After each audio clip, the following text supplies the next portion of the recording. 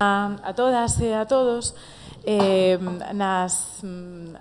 todas as xornadas de homenaxe que facemos hai unha actividade que pretendemos que sexa un pouco máis distendida, divulgativa, que é a entrevista á persoa homenaxeada. En este caso decidimos que a xente idónea, digamos, para entrevistar a Carmela Porteiro serían os artífices dun portal que seguro que todas coñecedes, que é Galicia Ciencia, que é un portal de divulgación científica en galego, que ademais é un absoluto éxito como espazo online.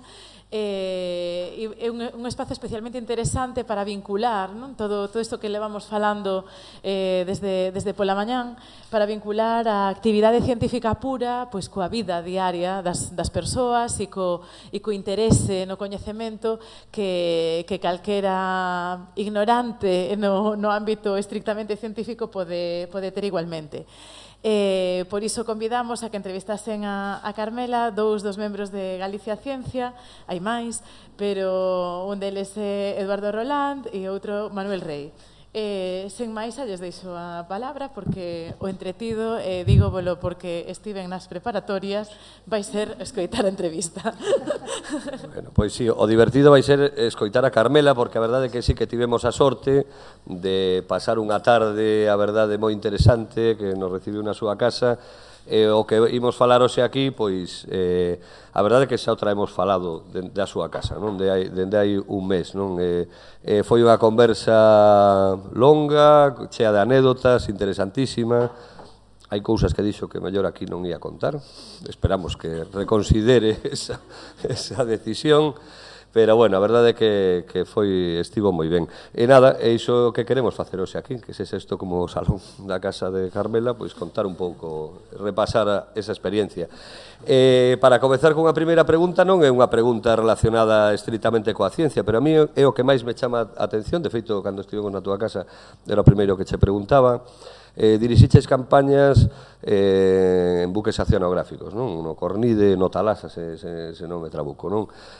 Claro, é certo que se hai un mundo onde o sexismo é moi notorio, o machismo é moi notorio, o mundo dos barcos, o acceso a muller a embarcarse é moi difícil, realmente, aínda hoxe hai moi pouca presenza, non?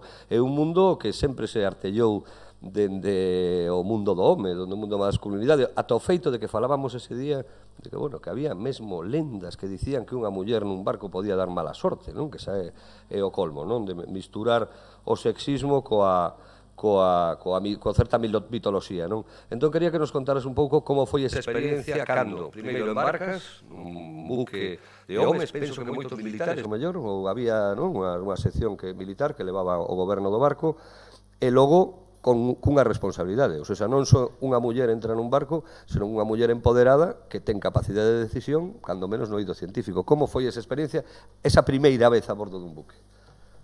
Bueno, primeiro, a oportunidade de agradecerlle ao Consello da Cultura Galega con este homenaxe. Estou bastante abrumada, pero, bueno, tamén é importante para min como persoa e para todo o que significa a investigación marina, sobre todo, no meu caso, investigación pesqueira dentro da rama da investigación mariña, e como muller, que agora está todo máis adoado, é máis fácil, pero eu, cando empecé, foi outra época.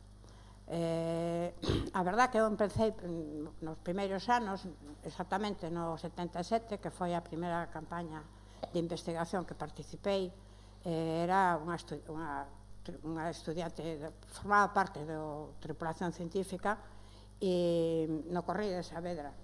En aquela época só podíamos ir dos mulleres porque só había un camarote que tuvera bidé e entón non podíamos embarcar máis que dos mulleres. No noso caso fomos tres que están aquí, Chuchi, Merce e eu, e unha dormía no chan, en un colchón no chan, porque non podíamos estar en outro camarote que non fora aquel. E en ese eido, a tripulación do Cornide era da reserva militar, e era unha relación complicada e complexa, porque non podíamos, estábamos todos na cámara, compartíamos con eles a comida, e claro, as conversas, pois eran moi machistas tamén, e moi fortes. Como anécdota contarei que nós tiramos na cámara do Cornide, iba enmarcado o testamento de Franco, e unha noite tirámoslo o testamento de Franco á auga, e foi unha tensión importante para que os deres conta da época que nos embarcamos. E así participei varios anos, moitos compañeiros están aquí, pasamos por diferentes circunstancias, os militares daquela non entendían que fixéramos asambleas, que se poñan nerviosísimos con aquel tema das asambleas, chegaron en un contexto que eu non estaba a bordo de arranxar nos camarotes a xente que facía polémica. Bueno, pasaron os anos, xa máis tarde, no 87, foi a primeira vez que fui jefa de campaña, que había el mes anterior había outra colega miña na campaña de Mersáis, e desde os tempos dos 70 e poucos, ao principio do Cornide, había ido Pepita Castelví de jefa de campaña, e depois en pesca, que foi o noso, xa empecé eu no 86, e iso tamén foi complicado, porque nunca é o mismo que dera órdenes científicas, a responsabilidade do barco da navegación era deles, pero a operación e as cousas que querían facer era nosa.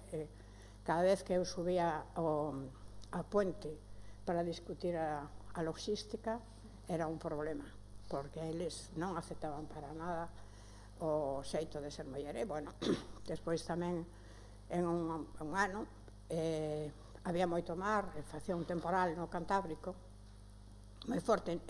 Eu traballaba con rastreo acústico. Hai un momento que se o mar está moi mal, é absurdo estar no mar, porque perdese o eco, perdese a sonda, e non vale a pena. Entón, eu lle propuso ao capitán, que daquela era terriblemente misógino, que fóramos a Porto. Total, o barco era del Estado, non había ningún problema, e o Cornide non pagaba daquel atraque. E entón, que máis daba estar a 4 millas ou 5 millas de Santander, que ir a Porto. Entón, me dixo, todos atados aos camarotes hasta que se rompa a bandeira. Do balance que tiñamos tan grande, porque o Cornide daquelas era un Cornide sin arranxar.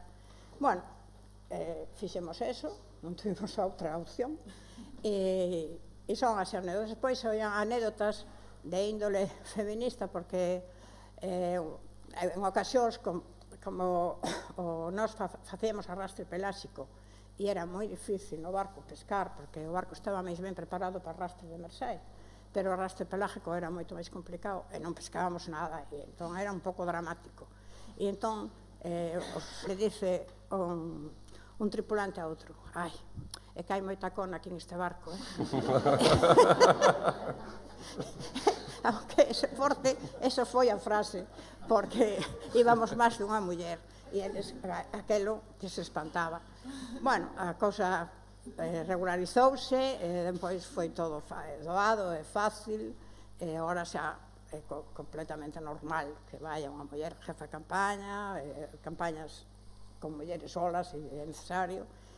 No medio tamén foi, cando Talasa foi adjudicado ao Instituto unha parte, un 20% do ano para traballar para o oceanográfico, pois aí tamén fun jefa de campaña, e aunque era un barco de bandera francesa e a tripulación era toda francesa, tampouco iban mulleres jefas de campaña, pero bueno, aí a verdad que non houve problema, fíxose, e bueno, pois iso foi unha experiencia, nunca me sentín maltratada, e nunca, bueno, foi un reto que tuvimos diante, e que o superamos todas as que traballamos, en este caso era pesca, pero logo en todas as outras disciplinas, contaminación, de todo, sin problemas.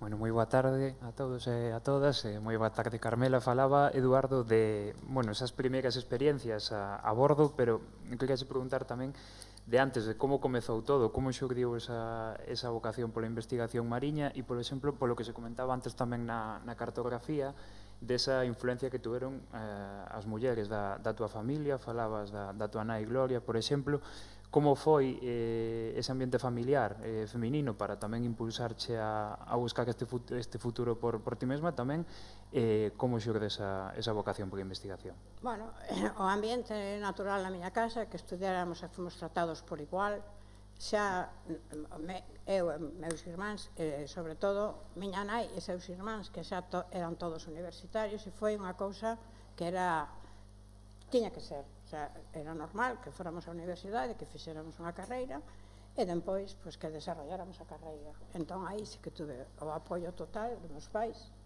e ningún problema. Claro, como esta mañana se falaba, eu teño un fillo, meu home asumiu como eu, como debe ser sempre o cuidado como se fora un outro, e algunhas veces que tuvimos que estar os dous fora da casa por campañas ou por viaxes, miña nai asumiu bastante, axudado por meus irmáns que están aquí, axudou bastante, e tamén a familia de meu home por igual. Entón, a nós en esa non tuvimos moitas dificultades.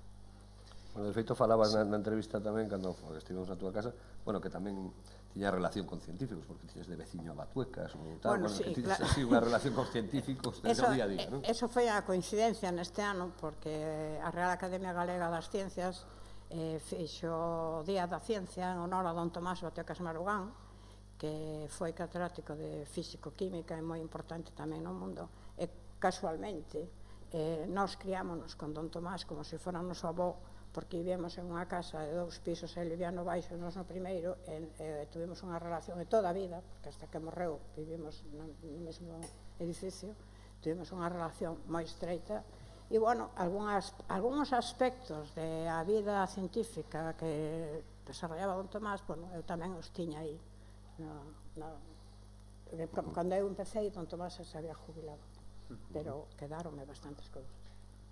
E queria che preguntar antes tamén, que quedou esa pregunta aí no tinteiro, como empezas a topar esa vocación pola investigación mariña? Gustabache de pequena, por exemplo, o mar, todo o que se movía no litoral, observar a costa, como xorde un pouquiño? Eu tuve sempre moita relación co mar, dun punto de vista de veranear sempre perto do mar, nas playas, aquela relación, e depois, cando a piques de rematar a carreira, sí que inclineime un pouco por eso, tentamos unha beca para Canadá que non foi dada, por suposto non tiña currículum para iso, e depois surgiu que o Instituto Español de Geografía tiña uns proxectos del plan de los americanos, chamábase, e fixo un curso de iniciación a oceanografía na Ría da Rosa, no ano 76, era un mes, e era como unha inmersión real, e aí participei, bueno, como alumna, e tamén, bueno, bastantes que estamos despois, fomos ao oceanográfico, e daí empecé, daí surgiu a posibilidade de entrar no Centro Oceanográfico de Vigo como alumna libre, fomos aceptados, pero foi un ano sin cobrar nada, e como donde había máis demanda era en investigación pesquera, porque había menos xente e había que facer todo, empezamos a ir co itiómetro a lonxa, porque non había registros, non había datos nin nada, entón por aí viu todo encauzado e xa depois xa me emocionei e xa continuei. O IEO, claro, antes falábamos do barco, de embarcarse onde era máis desesperable unha conduta sexista e tal, un mundo de homes. Cando ingresas no IEO tamén era un mundo de homes, era difícil para as mulleres, o mellor para as científicas, entrar nunha institución como esta no día a día. Entrar, así como entramos nós como alumnas libres, e despois estábamos con becas, pasamos moitos calvarios para chegar a onde chegamos, becas, estuvimos moito tempo con inestabilidade laboral. Bueno, como hoxe tamén, non? Ou non, ou diferente. Bueno, eu penso que para atrás, nós traballábamos, estábamos de alumnos libres, dábamos clases particulares, etc. E depois as oportunidades de ir a oposicións eran iguales. O único, para min, crítica que tuvo, que estaban topados o que eran cargos de responsabilidade. No 86, que chegou o director a Madrid, bueno, depois de que viñera o goberno socialista, se empezou a moverse un pouco as cousas, e no 86 lle deron un cambio totalmente de estrutura ao IEO, e aí sí que, bueno, foi todo máis organizado, pero seguimos moitos anos, que non había, como dixeron esta mañá, directoras, non había jefes de departamento, non había mulleres. Eso conseguiuse pouco a pouco. Eu traballei moito en asesoramento, realmente a última etapa de miña vida que fui delegada de España en el ICES, en el Consejo Internacional de la Exploración del Mar, me nomou a única muller que estuvo 2 anos de directora do IEO. Eso é significativo. Antes eu traballei moito, fixen moito, pero cando topaba que eu quería ser, bueno, se sabía que a mí me gustaba ese mundo e que quería el puesto de delegada de ICES, los hombres que había en ese momento dirigiendo no me dieron la oportunidad. Me la dio la primera mujer que hubo en el IEO. Bueno, de feito, esa é outra vertiente da túa carreira moi interesante, porque no ICES antes na FAO, estiveches, traballaches tamén coa FAO e coa Organización, coa Administración Oceánica Atmosférica dos Estados Unidos, pero cando no ICES precisamente chegas a ser vicepresidenta, supoño que tamén, ou por lo que teño lido, nos tes contado, que era tamén un mundo de homes, que era unha rareza que unha muller accedese un posto desta responsabilidade. Sí, realmente no ICES as mulleres que estábamos traballando, xa antes que eu foran delegada, que eu empecé en grupos de traballo de evaluación, empecé co Sardiña, depois pasei a Pelágicos, as outras mulleres que traballaron moito eran portuguesas. Realmente as portuguesas había bastantes mulleres, e nós as españolas, porque non só era eu, había máis mulleres que traballaban outros centros, Santander sobre todo, Madrid, que éramos mulleres e que participábamos. E depois aí empezamos a currar, e depois fui nomeada presidenta do grupo de trabajo de evaluación de Xurel Caballa xa para toda Europa, e aí tamén desarrollei a carreira. Depois, foi o propio Estado español o que me nombrou delegada o Comité Científico de Pesca de ICES, que fun 10 anos, e eso foi a parte do meu traballo máis dura e máis complexa, porque tiña que estar en Copenhague 2 veces ao ano, 15 días en primavera e 15 días en outoño, e a repercusión dos informes do ACCM tiña unha repercusión inmediata na industria, porque aí eran os consellos científicos para a explotación sostenible das pesquerías que tiñan interés a frota española. E, nós tivemos que facer anteriormente moito traballo de recoger e ter datos para poder evaluar e para poder estar ao nivel. E iso foi o reto máis gordo que tuvimos nós, porque nós empezamos coas estadísticas prácticamente. E depois, por nós tiñamos unhas estadísticas e as oficiales eran outras, pero as verdaderas eran as nosas. E entón, era unha pelexa, porque nós reivindicábamos levar as boas, porque eran as nosas, e claro, chocábamos coa industria. E ás veces a administración, que tamén facía as súas para que non presentáramos aquilo. Entón, era tenso, porque había que plantarse que non era científico, non presentar os datos. E tamén, non só os datos provenientes, que nós chamamos provenientes da pesquería, depois de entrar na Comunidade Económica Europea, tamén a propia Comunidade Económica subvencionou a toma desos datos, a recollida desos datos, non só as pesquerías europeas, porque foi estendido as pesquerías mediterráneas a todas aquelas que tiñamos intereses. E costounos bastante montar toda aquela infraestructura, e depois estandarizar e validar todo o que é a información biolóxica, para que fora toda igual. Non podíamos comparar a cabala daqui e a sarda de Noruega, era a mesma especie. Entón, tiñamos que contrastar que leíamos igual os otolitos, que facíamos igual todos os muestreos. Eso o ICES fixo, e a Comunidade Económica Europea, a través dos comités dela, fixo un traballo importante que tuvimos que participar todos. Eso foi bastante estresante, e aí deixamos parte do noso chamado, entre comillas, carreira científica, porque estuvimos moito tempo monitorizando todo para poder ter as cousas igual. E penso que aquí está o director do IEO, que é o patrimonio máis importante que ten o IEO, é a base de datos estandarizada, contrastada e con filtros, que hoxe en día é inviable para calquer traballo de megadatos que se quera facer, por exemplo, para migración dos países, cambio climático, todos os retos que hai agora en o cuidado dos océanos. Eso, aí fixemos moito traballo, todos nós. A Comisión Europea asumino subvencionalo para todos os países. Pero nós tuvimos, porque claro, cando nós entramos na Comunidade Económica Europea, Pirineos era unha barreira para o sur. Entón, España e Portugal tiñan que demostrar, eles non se preocupaban, pero nós tiñamos que demostrar que éramos os mesmos. Por exemplo, fixemos un programa marcado de cabala para demostrar que a cabala de aquí era a mesma que a cabala de Noruega. Por datos xa o mirábamos, pero eles querían pruebas fehacientes. Entón, marcamos aquí e aos 3 meses estaban comendo en Noruega, por exemplo. E deste tipo de traballos fixemos moitos despois. O programa Marco Europeo, xa non me acordo, o 5º programa Marco, me parece que foi, subvencionou proxectos de investigación e na política da Comunidade Económica Europea era misturar o norte e o sur, culturas diferentes e xente diferente. Entón aí empezaron grandes consorcios de proxectos que traballábamos todos xuntos e iso foi unha das grandes ventaxas para nós. Traballamos por igual con un islandés que con un portugués ou con un francés. E aí, esos proxectos que aparecían aí, que, bueno, aí son un ladrillo, pero foron esforzos importantes, porque, bueno,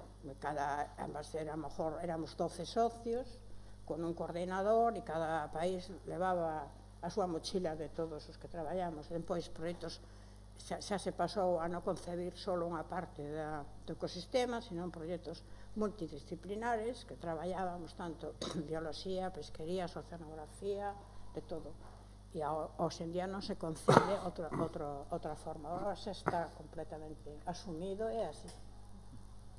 Falando tamén daquela etapa no ICES, Carmela, hoxe en día sí que a conciencia ambiental, ecolóxica está moito máis instalada na sociedade e, bueno, tamén na industria, non? Falabas de que naquele momento era moi complicado, non? Esas friccións que xurdían, vos chegabades cuns datos, de feito nas entrevistas comenta, non? Que dicíase que había que frear un pouquiño a pesca, entre outras moitas recomendacións. Como eran e como lidiabas con esas friccións para, bueno, impoñer de alguna maneira e demostrar o vosso criterio? Bueno, asumimos bastante a política de OICES porque nos parecía unha política importante e era moi clara. OICES ten como premisa a Organización Intergubernamental Científica Mariña máis antigua do mundo. En este momento ten 112 anos de existencia. A súa política é políticamente independentes, non hai presións de ningún cuerpo político. Transparencia total. Se explica todo o que se hace. E tamén foi adaptándose aos tempos, no senso de que as ONGs petaron na porta e querían estar sentados nas reuniones tanto do Comité Científico e Técnico de Asesoramiento como nas do delegados, porque querían saber como se hacía todo e como se llegaban las conclusiones que llegábamos, porque les repercutía ellos desde el punto de vista ambiental y la industria desde el punto de vista económico y social. Entonces, bueno, se trabajó siempre sin oscurantismos, transparente, e eso tamén foi unha labor nosa de educar a industria nosa en ese senso. Eso foi temporadas crudas e difíciles, porque claro, eles sempre sabes que van polos intereses deles, entón, bueno, pues cuestionaban moito os datos que utilizábamos, que teñan campañas que decían o contrario, o peixe salía por fora dos muelles, cando viñemos, eu me acordo que unha vez viñe coa pesquería de pescada pechada, a pesquería de anchoa pechada. Agora, mirad o problema que hai ca sardiña, que están cuestionando permanentemente o papel dos científicos, é que ir ao mar, que non tendes datos, que non sabedes, todo eso sufrimos moito. Bueno, non sei se agora a sensibilidade é maior, pero, bueno, é cos datos, porque eles tiñan os datos buenos. Os datos de captura buenos os teña a industria. E entón, un momento que era tal a tensión e que non nos entendíamos, que decidimos en unha reunión poñer as cartas boca arriba. Entón, nos dimos, non sei se 2, 3 meses, puxemos un día e ora nos fomos cos nosos datos e eles cos deles a ver canto era o desvío. Eso foi un ejercicio importante. Bueno, tamén tengo que decir que naquel intre dimos con unos gerentes, o gerente da cooperativa de armadores de Arbi de Vigo, que é con o que máis traballábamos nós, era máis potente en aguas europeas, era Berto, entendía. E de feito sempre foi unha relación fluida e de respeto. E de feito esta mañán a mí me sorprendeu que viu o gerente actual da cooperativa por todo o que traballamos con eles e por todos os esforzos que fixemos para lograr un entendemento. Bueno, continúa. E os científicos tedes que ser fieis aos datos, ás veces, bueno, iso da amigos plato e toda esta historia, non? Que tedes que, o que é, o que algunha vez costouche dormir porque tiñas uns datos que dixeches, teño que defender nesta reunión isto vai ser unha hecatombe, e cando chegue a Vigo a casa me vou a topar co xerente da cooperativa de armadores ou con quen sexa, algo me vai dicir? Sí, teño que decir que tuve moitas presiones, que ás veces, claro, en situaciones que tiñamos, por exemplo, co esforzo pesqueiro, eso era un tema moi delicado, e tamén ti veías que había intereses dos outros países e que ti teñas que intentar defender os nosos intereses, pero que non eran tan claros. Pero, bueno, tuvimos algunhas situaciones. Canchoa do Cantábrico dounos moita rompedura de cabeza cos franceses, sí. E aí interviu a Comisión Europea, porque, claro, que pechara ou non pechara a pesquería significaba subvención. Detrás sempre había un tema económico e un poder económico. E desas tamén pasamos algunhas. Tamén supoño que, ademais da presión da industria, como non presións políticas, porque tamén os países se xogaban presentar ao seu electorado pois un acordo mellor ou peor e tal. Eso debe ser complicado para un científico manterse firme, non? Sí, son do IEO, eu manteñome firme, as cousas teñen que facerse así. Sí, bueno, o que tuvimos a sorte sempre, por lo menos no meu caso, que a dirección do IEO sempre avalou o ICES e o que dixeran os científicos. E logo hai unha horquilla de posibilidades, bueno, pois sí, eso se lle daba, pero eu acórdome de situacións que eu xa non iba a presentar os resultados se non viña comigo o director do IEO, porque era duro, porque era non só a administración pesqueira, senón tamén a toda a industria, todo o sector, e o que chaman os ingleses stakeholders, que son todos os usuarios do mar, cada vez se amplía máis. E entón, ás veces era complicado. Foi situaciones ás veces complicadas. E aí eras muller vicepresidenta, chegaste a ser vicepresidenta, eran homes a maioría, eran homes tamén os de industria, eran homes, supoño, que os políticos, porque veríanse máis ministros que ministras. Aí atopaches algún tipo de sexismo nese eido? Bueno, dentro do ICES, alguna anécdota, non moito, pero alguna anécdota sí. Eu recordo unha reunión que podía ser como toda esta xente, eu estaba sola de mulleres, todos eran homes, e me dixeron, good morning lady and gentleman. Eso sí que recuerdo. Pero, bueno, non, pero eu estuve moitas veces nas reuniones do ACFM eu sola de muller, pero muchas. E despois, sempre, ás veces tuve a sensación de que cando falaba eu era un pouco anecdótico. Iso é grave. Claro. E entón, claro, os argumentos tiñan que ser moito máis potentes e máis poderosos porque eran feitos por unha muller. Percibías esa diferencia de consideración? Eu o sentía. O mellor tamén estaba tan tensa, tan estresada, porque había as veces que era imposible defender alguna cousa española. Por exemplo, cando era Sardiña, co uso da dinamita, non podíamos nin abrir a boca. Claro, e os políticos decían, pero como? Digo, bueno, sí, pues están pescando con dinamita. Yo, como tiña moito carácter, pues contestaba así rapidamente, ¿no? Entón, claro, había situacións, e, bueno, a captura de juveniles e de peixes pequenos, eso sempre foi un horror, porque estaban prohibidos, pero nós tiñamos os datos con eles medidos. E entón, o que pretendían é que nós non usáramos esa información. E claro, había que usarla porque eso era mortandad que se producía a esas tallas. E eso foi outra frente importante. A xornada está dedicada ás mulleres nas ciencias do mar, pero eu tamén che quería preguntar, desde a túa trayectoria con este contacto constante co sector e cos profesionais do mar, que fixeras unha reflexión sobre a muller no mar nun mundo como é Galicia, non? Todo o papel tan importante que tiveron nun lugar con tanta tradición pesqueira e marisqueira. Que reflexión faz, non, dese papel da muller nas vigas mariñeiras e en toda esta cadea? Isto é un pouco complexo, porque é distinto o papel da muller no mundo do mar. En Galicia é importantísimo. Esta mañá Carmen deu aí todos os datos dos distintos colectivos que traballan.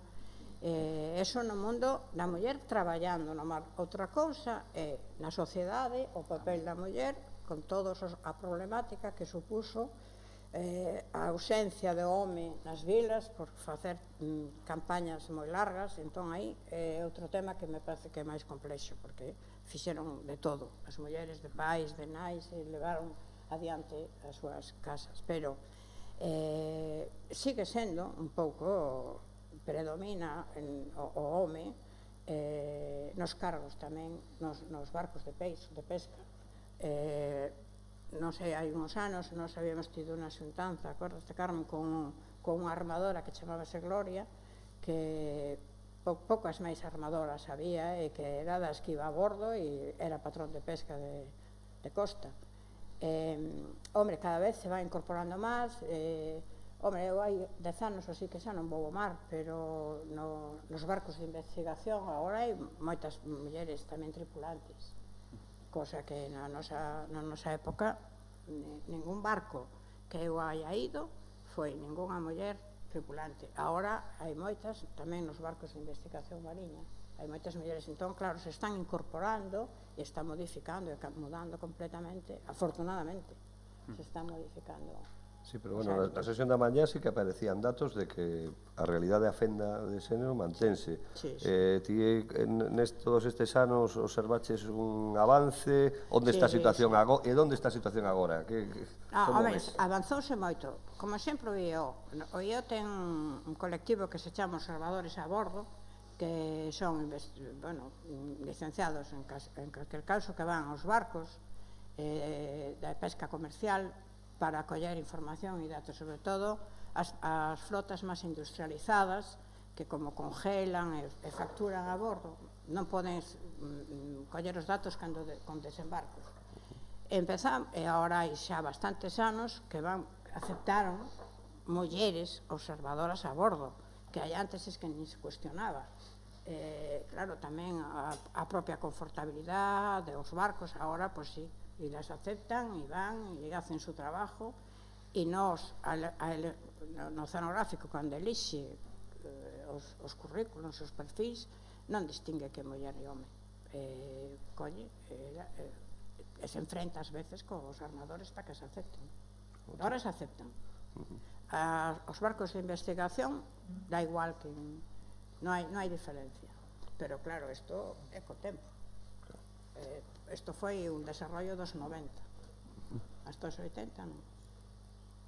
Fálase tamén, non, e síguese falando en moitos aspectos da investigación científica e tamén no mundo académico dese efecto tesoira, non? Moitas veces empezan máis mulleres nas titulacións, pero chega un escalafón da carreira investigadora no que esos camiños se cruzan e se invirten, non? Pasa tamén, por exemplo, non? Saliron agora os premios Nobel, os porcentaxes son abrumadores para científicos homes. A situación de agora cara adiante, crees que a propia inercia da incorporación da muller é suficiente? Vaise ver rachado ese escalafón ou fai falta un pasiño máis para solucionar? Eu creo que sí. Creo que as novas generacións xa o levan moito máis asumido. Penso que xa non pode haber diferencias. Por ahora, ainda estamos cos restos de que o home era o que máis os premios Nobel que puxeron de exemplo tamén se dan en xente con bastante idade, entón todavía non entraron a incorporación das novas generaciones. Eu agora teño esperanza total de que as cousas están mudando, que logo a muller esta mañán fixou un análisis, ten aí unhas reaccións ás veces de non asumir liderazgo, totalmente de acordo, porque priorizan outras cousas na vida ou por razóns biolóxicas tamén, de maternidades, etc. Pero, en realidad, eu viro no oceanográfico o incremento de mulleres, poucas son as que se negan a facer o que lle corresponde como muller. Mentras teñan as oportunidades e acheguen aos postos de responsabilidade igual, non teñen ninguna limitación. E eu, que traballei con moitas mulleres, aquí están moitas, non atopei, bueno, eu xa levo 5 anos jubilada, pero antes, os 5 anos últimos, os 10 últimos, xa asumen completamente as responsabilidades igualmente. E algunha vez te queda da túa carreira, algunha vez que o mellor pensas, eu teria que terlle dito isto a este señor, ou tiña que lle responder esta cousa a este home, ou quedache algo diso? Moito, non?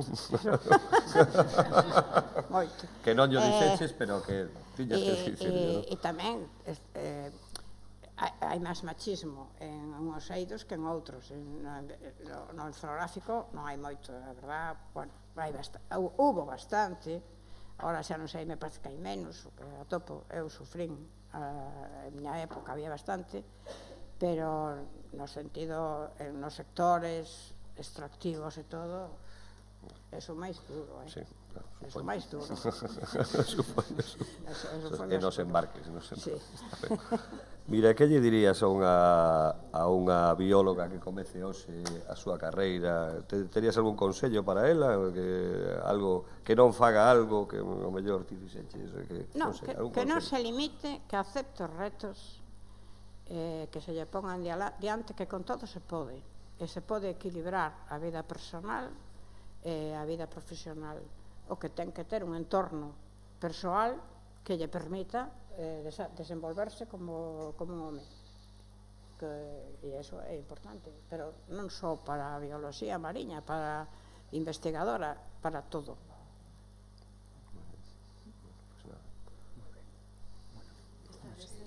Non digo porque pola hora, pero bueno, como por agora. Bueno, a idea é que ademais aquí entre o público hai moitas amigas, amigos e familiares de Carmela, entón tamén nos gustaría que nesta entrevista ou nesta conversa con ela poidades participar. Así que agora é o voso momento de facer de preguntas, comentarios ou sacarlle aí algunha lembranza que ela non queira contar, pero que saibades que igual se anima.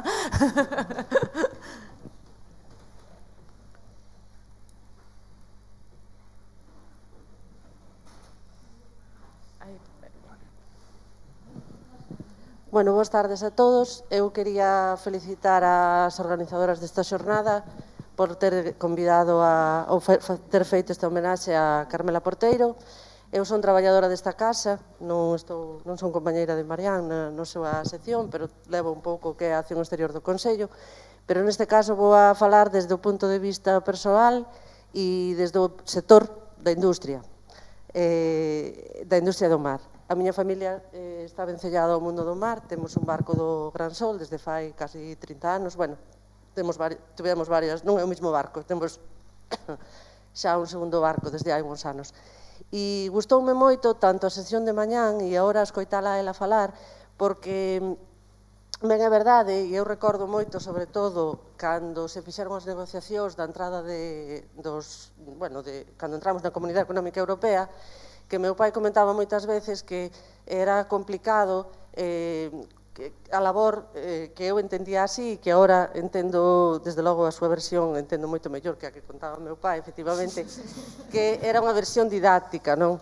E el ten comentado moitas veces que cando iban cos vascos, que eran que levaban a voz cantante nisto, cando iban a Europa a negociar as cuotas de pesca, etc., el ten comentado moitas veces que a solución sería moitas veces levar aos biólogos e aos especialistas no barco con eles para que lles axudaran e para que lles explicaran. E non só resolvelo nos despachos de Madrid, en Ortega y Gasset, na Secretaría de Pesca ou en Bruselas. Por lo tanto, quería felicitala e que tamén lle quería preguntar, ainda que é unha pregunta un pouco, está relacionado tamén con esta cuestión das súas negociacións ou do seu traballo como asesora da Comunidade Europea, cal é, polo que vin, que non ten que disculpar porque non tiven tempo a mirar pormenorizadamente cales foron as súas especies máis investigadas, a parte da sardiña e o xurel. Non sei se tivo que ver, que me gustaría saber, se tivo que ver tamén coa investigación da merluza e tamén cal é a pesquería,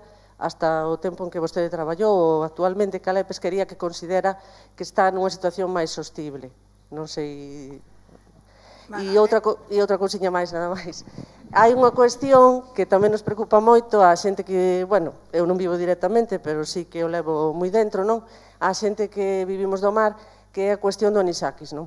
E hoxe pola mañán, escoitando non sei se era a vicerrectora de Vigo ou a directora do Oceanográfico, falaban do quentamento do mar, e, bueno, eu escoitolle ao patrón do noso barco moitas veces que fala, e o temos comprobado, claro, e así o explico agora. Hai un tempo en que o noso barco está, pois, desde xaneiro a maio, máis ou menos, nas costas de Escocia, non? Leva facendo durante estes últimos anos, a partir de agora co Brexit non sabemos moi ben o que vai a pasar, pero si é verdade que esa merluza que ven da zona sexta, se non me equivoco, creo que é a zona sexta, máis ou menos, non sei se estou confundindo, pero creo que se chama así, esa merluza non ten anisakis, non está tan plagada como está o resto da merluza e como están o resto dos peixes, porque nós tamén temos pescadería e moitos dos peixes non é só a merluza a que ten o anisakis. Entonces, gustaríame saber se isto ten, se vostede como científica cree que é un bulo ou é unha teoría ou en realidade ten que ver o quentamento, porque claro, esas costas e eses mares están moito máis fríos as augas. E nada máis, que a felicito e que, bueno, que foi un placer. Gracias.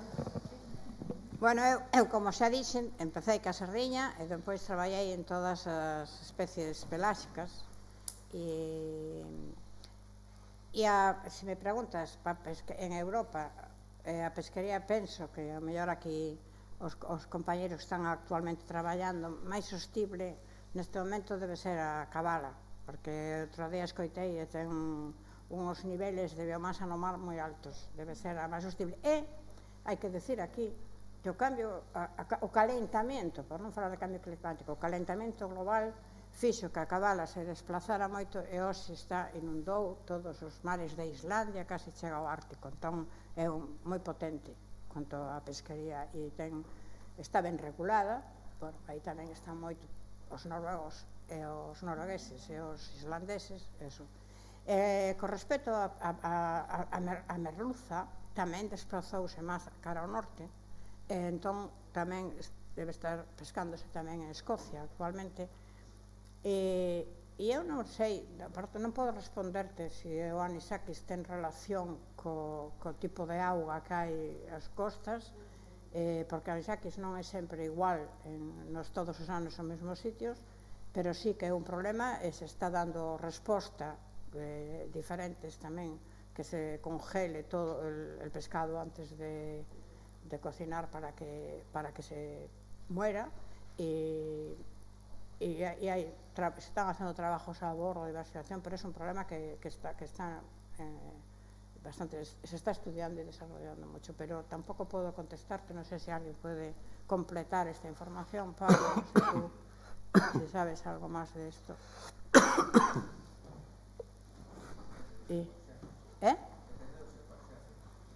Claro, es que depende un pouco de los eufasiácidos, que son a comida tamén de estos, e isto tamén depende un pouco de distintas condiciones do mar nun momento determinado.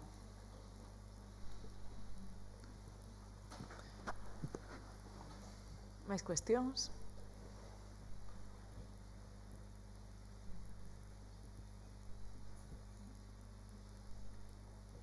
Sí, Iria. Espera, Iria, que che poñen o micro para que se grave.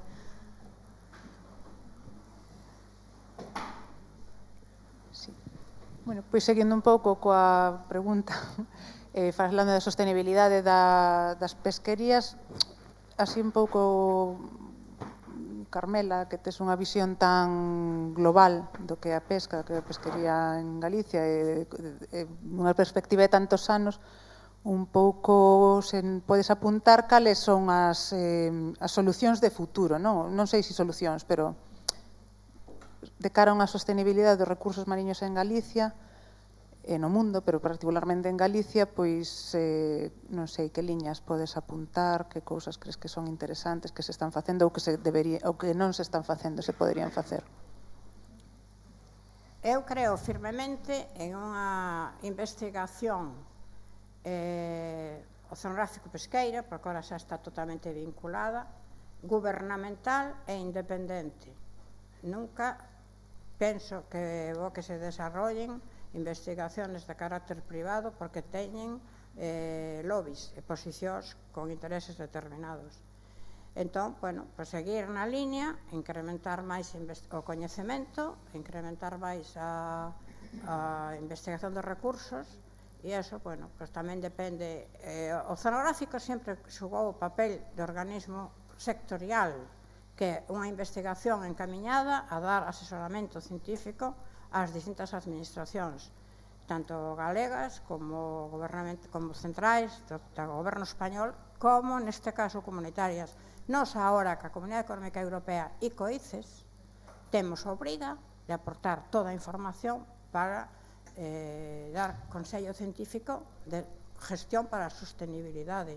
E iso solo é a través de unha investigación independiente e gubernamental, sin presiones ni lobbies de ningún tipo, ni políticos ni sectoriales.